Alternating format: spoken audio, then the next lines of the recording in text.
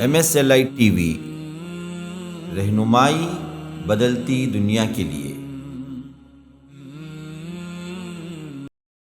السلام علیکم ورحمۃ اللہ وبرکاتہ۔ بسم اللہ الرحمن الرحیم، الحمد للہ رب العالمین، والصلاة والسلام علی سید المرسلین نبینا محمد وعلی آلہ وصحبہ اجمعین، وبعد۔ مشاہدین کرام، مرکز السلام لنشر اسلام چنئی کی جانب سے آپ کے سوالات اور ہمارے جوابات کا یہ سلسلہ وار پروگرام ہر اتوار کو آپ کے سامنے پیش کیا جا رہا ہے، اور آج ہماری 40ویں نشست ہے۔ جس سائل نے سوال کیا ہے، سخت ٹھنڈ ہو یا طبیعت ٹھیک نہ ہو تو اور غسل واجب ہو تو کیا ہم تیمم کر سکتے ہیں یا نہیں؟ دیکھیے، تیمم یہ پانی کا بدل ہے،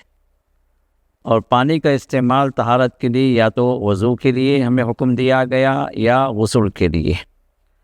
اب اگر کوئی ایسا بندہ ہے جو پانی استعمال نہ کر سکتا ہے، یا پھر جو ہے وہ پانی تو موجود ہے لیکن سخت بیمار ہے، دو صورتیں ہیں۔ ایک یہ کہ پانی موجود نہیں ہے، اطراف اکناف میں کہیں پانی موجود نہیں ہے، اور آپ کو جو وضو کی ضرورت ہے یا غسل کی ضرورت ہے، تو اب اس صورت میں جو ہے آپ تیمم کر سکتے ہیں۔ اور دوسری صورت کیا ہے، پانی موجود ہے لیکن وہ بندہ جو پانی استعمال کرنے کے قابل نہیں ہے، وہ اتنا بیمار ہے، اتنا سخت بیمار ہے کہ اگر پانی استعمال کرے گا تو اس کی جان کے لیے خطرہ ہے، یا اس کی بیماری بڑھ جانے کا خطرہ ہے۔ تو اس صورت میں بھی ایسے بندے کو تیمم کرنے کی اجازت ہے، چاہے وہ وضو ہو چاہے وہ غسل ہو، دونوں کا بدل جو ہے تیمم بن سکتا ہے۔ اور تیمم کا طریقہ وہی ہے جو غسل کے لیے بھی اور وضو کے لیے بھی ایک ہی طریقہ رسول اللہ صلی اللہ علیہ وسلم نے بتلایا۔ اور وہ طریقہ کیا ہے، جیسے جو ہے حضرت عمار بن یاسر رضی اللہ تعالیٰ عنہ کے بارے میں بخاری کے اندر حدیث ہے کہ ایک سفر میں موجود تھے، تو اور جو ہے اس وقت غسل واجب ہو گیا، تو انہوں نے یہ کیا کہ جو ہے اپنے آپ کو مٹی میں اپنے آپ کو جو ہے انہوں نے رول کر لیا کہ پورے بدن پر مٹی لگ جائے۔ اس اعتبار سے انہوں نے سمجھا کہ جب غسل میں ہم پورا بدن ہم کو پانی بہانا ہے، تو اسی اعتبار سے جو ہے مٹی بھی ہمارے پورے جسم کو لگنا ہے۔ تو اس طرح انہوں نے اجتہاد کیا، لیکن رسول اللہ صلی اللہ علیہ وسلم نے فرمایا کہ نہیں، تیمم جو ہے وہ جو طریقہ ہے وہی طریقہ غسل کے لیے بھی کافی ہے۔ تو آپ نے فرمایا کہ ایک مرتبہ ہاتھ مارو مٹی پر، اور پھر اس کو چہرے پر مل لو، جہاں تک آپ چہرہ دھونا ہے آپ کو، اس پہ جو ہے آپ جو ہے ہاتھ پھیر لو اس مٹی کا ہاتھ، اور پھر اس کے بعد جو ہے آپ سیدھے جو ہاتھ جو ہے اس کے پشت پر جو ہے آپ مسح کرو، پھر جو ہے رائٹ سے جو ہے لیفٹ کو جو ہے آپ پشت پہ مسح کرو۔ یہ جو ہے بخاری اور دوسرے صحیح روایات سے یہ تیمم کا طریقہ ثابت ہے۔ اور بعض ایک آدھ دوسری روایت بھی ہے جو 2 مرتبہ ہاتھ مارنے کی اور یہ کوہنی تک جو مسح کرنے کی، لیکن یہ روایت صحیح نہیں ہے، محدثین کے پاس یہ روایت صحیح نہیں ہے۔ صحیح روایت وہ ہے جو ایک ہی مرتبہ ہاتھ ماریں اور چہرے پر ہاتھ پھیر لیں، پھر دونوں ہاتھ کو آپ جو مسح کر لیں، یہ رزق تک کی، یہاں تک کوہنی تک نہیں، کوہنی تک کی روایت صحیح نہیں ہے، لیکن یہاں تک کی جو رزق تک کی جو روایت ہے، آپ کی کلائی تک کی جو روایت ہے وہ صحیح ہے۔ تو اس اعتبار سے یہ تیمم آپ کریں گے۔ اب یہاں پر اگر آپ کو وضو کے بدلے میں تیمم کرنا ہے، تو جو وہاں پر آپ وضو کی وہاں پر جو ہے آپ چھوٹی ناپاکی کو دور کرنے کی نیت سے آپ جو ہے تیمم کریں گے، بسم اللہ کہیں گے، اور جو ہے تیمم کا طریقہ۔ اور اگر آپ کو جو ہے غسل واجب اگر ہو گیا ہے، تو غسل کے بدلے میں آپ کو تیمم کرنا ہے، طریقہ وہی ہوگا، لیکن نیت کیا ہے کہ آپ غسل واجب ہے تو بڑی ناپاکی سے دور ہونے کے لیے، تو آپ اس نیت سے جو ہے آپ وہی طریقہ اختیار کریں گے جو تیمم کا بتلایا گیا ہے۔ اب یہ دونوں ہی غسل ہو یا وضو ہو، یہ دونوں ہی کا بدل یہ تیمم ہے۔ جو انسان سخت بیمار ہے وہ غسل نہیں کر سکتا تو وہ بھی یہی تیمم کرے گا، یا کہ وضو نہیں کر سکتا تو وہ بھی یہ تیمم کرے گا۔ وہ انسان جس وضو کرنا چاہے لیکن پانی موجود نہیں اطراف اکناف میں، وہ بھی یہی طریقہ اختیار کرے گا۔ اور جو انسان جو ہے غسل واجب ہے لیکن پانی قریب میں کہیں نہیں ہے، اور نماز کا وقت نکلا جا رہا ہے تو وہ بھی اسی طرح تیمم کرے گا جس طرح رسول اللہ نے بتلایا ہے۔ تو یہ جو ہے طریقہ تیمم ہے جو بدلہ جو ہے غسل کے بدلے بھی ہے اور وضو کے بدلے بھی ہے۔ ہاں اگر پانی اگر مل گیا اس وقت تو پھر وہ پانی کا استعمال کرے، وضو اگر کرنا ہے تو وضو کرے اور تیمم کرنا ہے تو تیمم کرے۔ اب اس وقت جو اس کے بعد کا وہ اس کی پاکی کا حکم باقی نہیں رہے گا۔ اگر وہ پانی پر قادر ہو گیا یا کہ وہ پانی اس کو مل گیا تو پھر یہ جو حکم جو تھا تیمم کے ذریعے سے پاکی کا، تو یہ جو ہے حکم وہاں ختم ہو جائے گا۔ سوال یہ ہے کہ گولڈ اور چاندی اور روپیہ پر کتنا زکوٰۃ ہے، کتنی زکوٰۃ دینی ہے؟ گولڈ کے اندر جو ہے زکوٰۃ کا نصاب 85 گرامز کے اعتبار سے اگر ہم اس زمانے میں اگر اس کو کیلکولیٹ کریں تو 85 گرامز، اور سلور کے اعتبار سے اگر کیلکولیٹ کریں تو 595 گرامز۔ اتنی اگر زکوٰۃ کسی کے پاس ہے، اتنا اگر مال کسی کے پاس ہے، کسی کے پاس گولڈ جو ہے 585 گرامز اور ابو ہے تو زکوٰۃ آئے گی 2.5%۔ مثال کے طور پر کسی کے پاس 100 گرام سونا ہے تو 2.5 گرام جو اس کو زکوٰۃ میں نکالنا ہے یا اس کی قیمت ادا کرنی ہے۔ اگر کسی پاس سونا اگر ہے، جیسے کسی پاس 600 گرام سونا ہے تو پھر 600 گرام کے اعتبار سے 2.5% یعنی 10 گرام جو ہے 2.5% کے اعتبار سے یعنی ہر 100 گرام پر 2.5 گرام، تو 12.5 گرام جو ہے 600 گرام پہ 12.5 گرام چاندی جو ہے وہ زکوٰۃ میں اس کو نکالنا ہے۔ یا اس کے مقابل میں جو پیسہ جو بنتا ہے وہ پیسہ مطلب اگر آپ جو ہے جا کر بیچیں گے تو اس وقت جو ہے مارکیٹ ویلیو کیا ہے، دکاندار آپ سے کس قیمت پر لے گا، آپ کو کیا قیمت ملے گی، تو اس اعتبار سے آپ جو کیلکولیٹ کریں گے، کیونکہ وہی آپ مالک ہیں جو آپ کو مارکیٹ میں جو آپ کو پیسہ دیا جائے گا۔ اگر آپ بیچنا چاہیں گے تو پر گرام لینے جائیں گے تو اس میں قیمت کہیں بلند رہتی ہے، کہیں زیادہ رہتی ہے، لیکن آپ بیچنے جائیں گے تو پھر جو ہے قیمت کم ہو جاتی ہے اور وہی اسی کے آپ مالک ہوتے ہیں۔ تو جو چیز آپ جو ہے بیچ رہے ہیں وہ چیز جو ہے آپ کی اپنی ملکیت میں ہے، تو اس اعتبار سے آپ جو زکوٰۃ کو کیلکولیٹ کریں گے پر گرام اور اپنی زکوٰۃ کو 2.5% کے اعتبار سے نکالیں گے، یعنی 1000 روپے میں جو ہے 25 روپے 2.5 جو ہے % کے اعتبار سے آپ کو نکالنا ہوگا۔ تو جو پیسے ہیں تو پیسوں کے اعتبار سے یہی بات ہے کہ 1000 پہ 25 روپے کا حساب جو ہے آپ کو اللہ کے راہ میں زکوٰۃ ادا کرنی ہے۔ اب یہ پیسوں کا نصاب جو ہے ان دو میں سے کسی ایک کو پہنچنا ہے، جیسے علماء نے وضاحت کی ہے کہ یا تو جو ہے سونے کے نصاب کو پہنچ جائے، اس کے برابر آپ کے پاس پیسے ہیں، یا پھر چاندی کے نصاب کو بھی اگر آپ کا پیسہ پہنچ گیا تو بھی زکوٰۃ آپ پر واجب ہو جائے گی۔ جیسے جو ہے 85 گرام سے گولڈ کا تو کئی علاقوں کے اندر یہ بات آ جاتی ہے، لیکن جو ہے چاندی کا نصاب کے اعتبار سے جو ہے ہزاروں میں بات آ جاتی ہے، جیسے 63-64,000 بھی اگر کسی کے پاس اگر جمع اگر ہو گیا تو اس صورت میں بھی اس پر جو ہے زکوٰۃ واجب ہو جائے، کیونکہ 595 گرام آپ جہاں پر بھی دنیا میں جہاں پر بھی ہو، آپ اپنی جگہ جو ہے آپ تلاش کر لیں گوگل کے ذریعے سے یا کہ کسی جیولری شاپ میں پہنچ کر کہ چاندی پر گرام کتنا ہے۔ چاندی پر گرام کے اعتبار سے اگر جو ہے آپ کو اگر 100 روپیہ بھی اگر جو ہے مقامی کرنسی کے اعتبار سے یا کہ اگر ریال میں اگر ہیں تو 3 ریال کے اعتبار سے اگر آپ نے جو معلوم کر لیا تو جو 595 کو آپ ملٹیپلائی کریں، جو ہے اماؤنٹ آئے گا وہ اماؤنٹ جو ہے زکوٰۃ کے لیے وہ جو ہے نصاب بن جائے گا۔ تو پھر اس میں جو ہے آپ جو ہے اس نصاب سے آپ کو جو زکوٰۃ ادا کرنی ہے وہ 2.5%، تو 2.5% آپ کو نکالنا ہوگا۔ تو یعنی ہر 40 روپے میں ہر 40 گرام میں 1 گرام کے حساب سے آپ کو ادا کرنی ہوگی۔ تو اب یہ جو زکوٰۃ کا معاملہ ہے اس میں ایک تو نصاب کو پہنچنا ہے اور دوسرا جو ہے وہ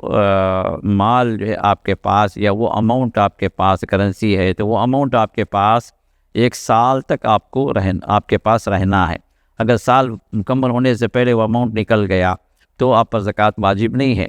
یا وہ اماؤنٹ نصاب کو نہیں پہنچا، جیسے کسی کے پاس جو ہے روپیوں کے انڈین کرنسی کے اعتبار سے کسی کے پاس 50,000 ہیں یا 60,000 ہیں، تو اس پر کوئی زکوٰۃ نہیں بنتی۔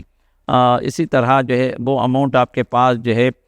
چند مہینے رہا، پھر نکل گیا، خرچے میں آ گیا، تو بھی کوئی زکوٰۃ نہیں بنتی۔ پورا سال رہے، ہاں کسی کے پاس جو سال کا زیادہ حصہ رہا، شروع میں بھی رہا، پھر درمیان میں بھی رہا، پھر آخر میں بھی رہا، تو پھر علماء نے کہا کہ وہ شروع اور آخری سال میں اس کے پاس وہ اماؤنٹ باقی رہا ہے تو اس وجہ سے وہ زکوٰۃ ادا کرے۔ تو اب اس اعتبار سے بات یہی ہے کہ زکوٰۃ کے لیے دو شرطیں ہیں، یہ کہ آپ کا مال جو ہے نصاب کو پہنچ جائے، اور دوسری شرط یہ ہے کہ سال بھر آپ کے پاس وہ اماؤنٹ باقی رہے یا کہ وہ مال باقی رہے، تو پھر وہاں پر آپ کو زکوٰۃ ادا کرنی ہے 2.5%۔ سوال کیا گیا ہے ثنا سے متعلق کہ ثنا نماز میں ہم کب پڑھیں، اگر ہم جو ہے فرسٹ رکعت میں سورۃ الفاتحہ کے بعد اگر جوائن ہوں، یا پھر جو ہے پہلی رکعت میں رکوع کے بعد اگر جوائن ہوئے، یا پھر جو ہے فرسٹ رکعت کے سجدے کے بعد جو ہے جوائن ہوئے، مطلب درمیانی نماز میں اگر ہم جوائن ہوئے تو ثنا ہم کب پڑھیں؟ دیکھیے ثنا جو ہے یہ دعائے استفتاح میں داخل ہے۔ دعائے استفتاح کا مطلب آپ تکبیر تحریمہ باندھ کر اس دعا کو آپ پڑھیں، اور ہم ثنا جو پڑھتے ہیں وہ سبحانک اللہم بحمدک، جو اللہ تعالیٰ کی حمد و ثنا ہے، وہ اللہ تعالیٰ کی تعریف ہے۔ جبکہ اس میں اور بھی کئی ایک دعائیں رسول اللہ صلی اللہ علیہ وسلم سے ثابت ہیں، جیسے اللہم باعد بینی و بین خطایا کما باعدت بین المشرق والمغرب، اس طرح کی اور بھی دعائیں ثابت۔ اب یہ جو پڑھنے کا موقع ہے، تکبیر تحریمہ کے بعد آپ اس ثنا کو پڑھیں، دعا استفتاح پڑھیں، پھر اس کے بعد اعوذ باللہ بسم اللہ پڑھیں، پھر سورہ فاتحہ شروع کریں۔ یہ تو اس وقت ہوگی جب آپ شروع نماز سے ہی آپ داخل ہوں امام کے ساتھ۔ اب امام کے ساتھ آپ داخل ہو رہے ہیں جب امام اپنی قرأت شروع کر چکے ہیں، یا درمیانی نماز میں آپ داخل ہو رہے ہیں، تو اس صورت میں امام کے ساتھ داخل ہونے کی آپ کی دو حالتیں ہوں گی۔ ایک حالت تو وہ ہوگی جب امام کی قرأت نہیں ہو رہی، آپ سری ہیں، سری قرأت ہو رہی ہے، یا امام اس وقت قرأت نہیں کر رہے جس وقت آپ داخل ہو رہے ہیں۔ تو اس صورت میں بات یہ ہوگی کہ اگر امام سری قرأت کر رہے ہیں، جیسے ظہر ہے، عصر ہے، یا اسی طرح مغرب و عشاء کی آخری رکعتیں ہیں جس میں سری قرأتیں ہوتی ہیں، تو ایسے موقع پر اگر آپ داخل ہوئے تو وہاں پر آپ تکبیر تحریمہ کے ساتھ آپ ثنا بھی پڑھیں گے اور سورہ فاتحہ بھی آپ پڑھیں گے، کیونکہ امام کی قرأت آپ نہیں سن رہے ہیں، یہ سری نماز۔ رہی جہری نماز میں، تو جہری نماز میں چونکہ آپ قرأت سن رہے ہیں امام کی، تو اس وقت جو ہے آپ کیا کریں گے، تکبیر تحریمہ کے بعد، یعنی یہ اس وقت ہے جب امام اپنی قرأت شروع کر چکے ہیں، اب جو سورہ فاتحہ پڑھ رہے ہیں یا اس کے بعد کی سورت پڑھ رہے ہیں، اب اس وقت آپ داخل ہو رہے ہیں، تو اس صورت میں کیا ہوگا کہ آپ تکبیر تحریمہ کے بعد آپ بسم اللہ الرحمن الرحیم کے ساتھ سورۃ الفاتحہ کے اندر داخل ہو جائیں گے۔ سورۃ الفاتحہ آپ کو پڑھنا ہے، پھر اس کے بعد امام کی قرأت کو آپ سنیں گے، اگر وہ سورۃ الفاتحہ کے بعد والی کوئی سورت پڑھ رہے ہیں تو۔ اور اگر جو ہے امام رکوع میں ہیں یا سجدے میں ہیں اس طرح یا قاعدے میں ہیں، تو اب یہاں پر کیا ہے، تکبیر تحریمہ کے بعد آپ سیدھے اس حالت میں جا کر مل جائیں گے جس حالت میں امام موجود ہے۔ اگر وہ رکوع میں ہے تو رکوع میں، سجدے میں ہے تو سجدے میں، قاعدے میں تو قاعدے میں۔ اب یہاں پر تکبیر تحریمہ کے بعد آپ کو کچھ نہیں پڑھنا ہے، اس حالت میں آپ کو داخل ہو جانا ہے جس حالت میں امام موجود ہیں۔ تو یہ جو ہے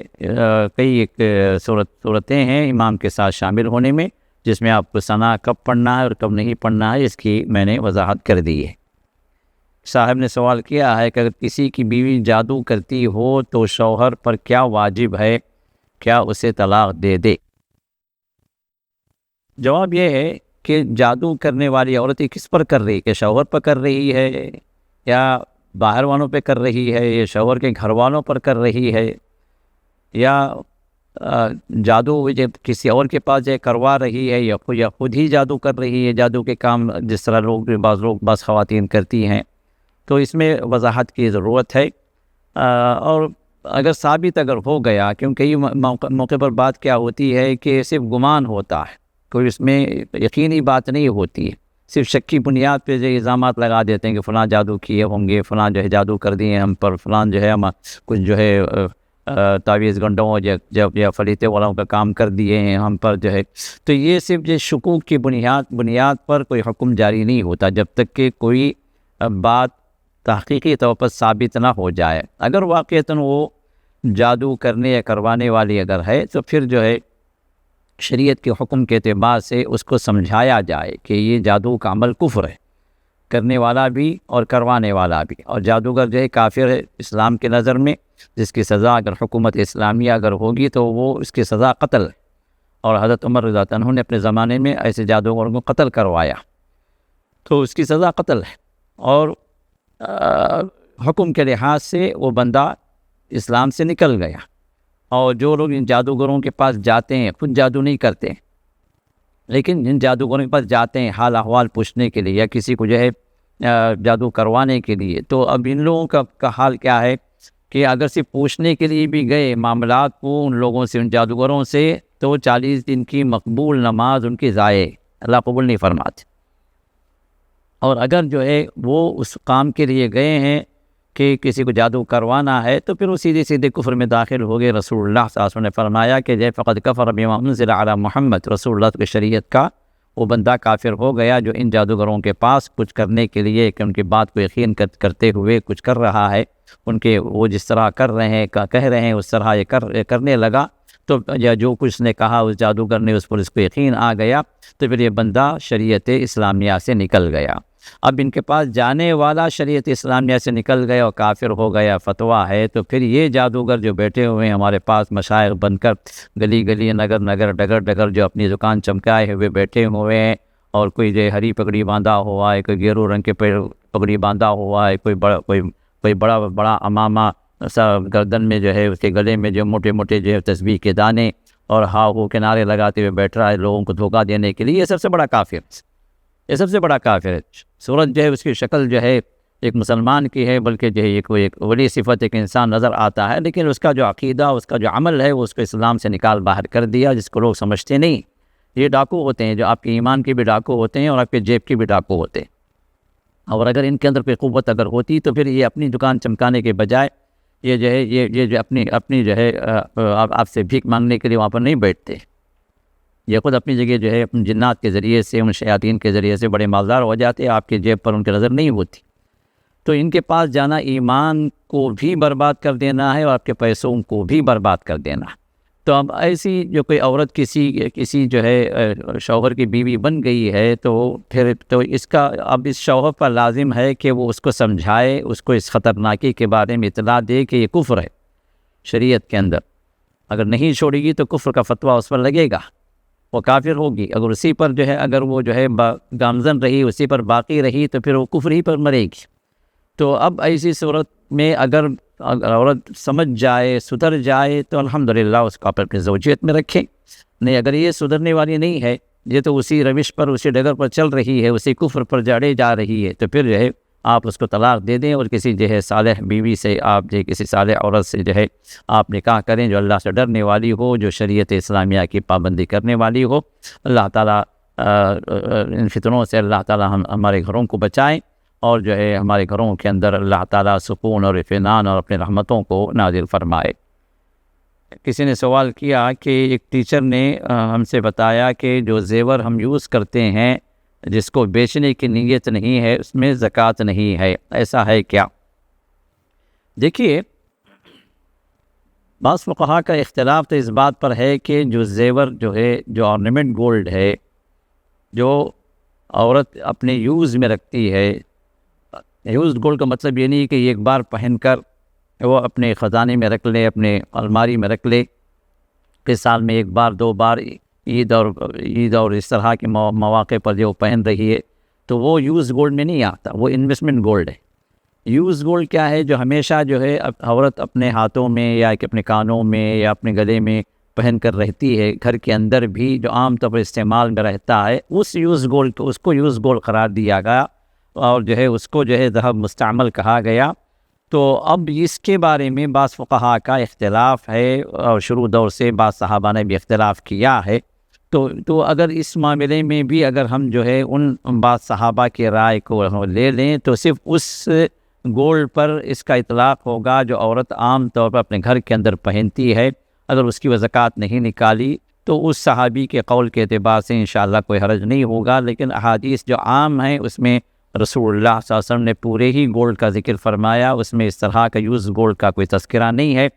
بلکہ صحیح احادیث اس کے خلاف ہیں کہ ہر گولڈ پر زکوٰۃ آئے گی، چاہے وہ آرنامنٹ گولڈ ہو یا بسکٹ گولڈ ہو، 24 کیرٹ ہو، 22 یا 21 یا 18 کیرٹ ہو، جو بھی ہو، یوزڈ ہو ان یوزڈ ہو، سبھی گولڈ کے اندر یہ چیز آئے گی جو عمومی احادیث اور عمومی آیات جو یہ بتاتی ہیں ہمیں، تو اس پر زکوٰۃ موجود ہے۔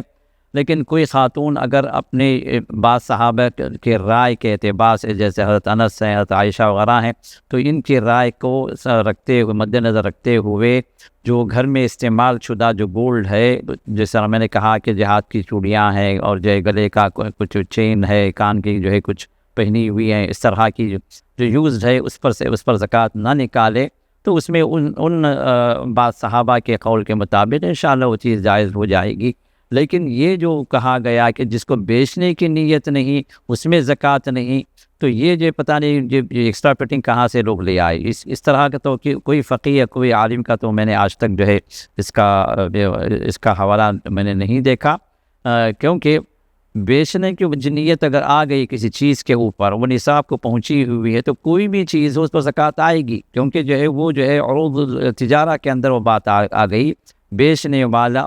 والی بیچے جانے والی چیز ہے، چاہے وہ گولڈ ہو یا کہ کوئی چیز ہو یا کہ جو ہے کوئی جو ہے پروڈکٹ ہو، جو بھی ہے، جو بھی سامان تجارت میں چیز آ گئی، یہاں تک کہ لینڈ آ گئی، گھر آ گیا، ہر چیز جو سامان تجارت کے اندر وہ بات آ گئی، بیچنے کے لیے آپ نے رکھا ہوا ہے تو وہ چیز اس کے اندر زکوٰۃ آئے گی اگر وہ ویلیو نصاب کو پہنچ جائے۔ اس میں صرف زیور ہی نہیں ہے، تو اب یہ زیور کو لا کے اس میں شمال کرتے ہیں، تو وہ جو بیچا جانے والا زیور جو ہے وہ مال تجارت میں داخل ہو جائے گا، اس کا حکم عام ہو جائے گا، وہ صرف جو ہے زیور کے لیے خاص نہیں ہے۔ زیور کے لیے یہ جو کہہ رہے ہیں کہ جو ہے یہ جو ہے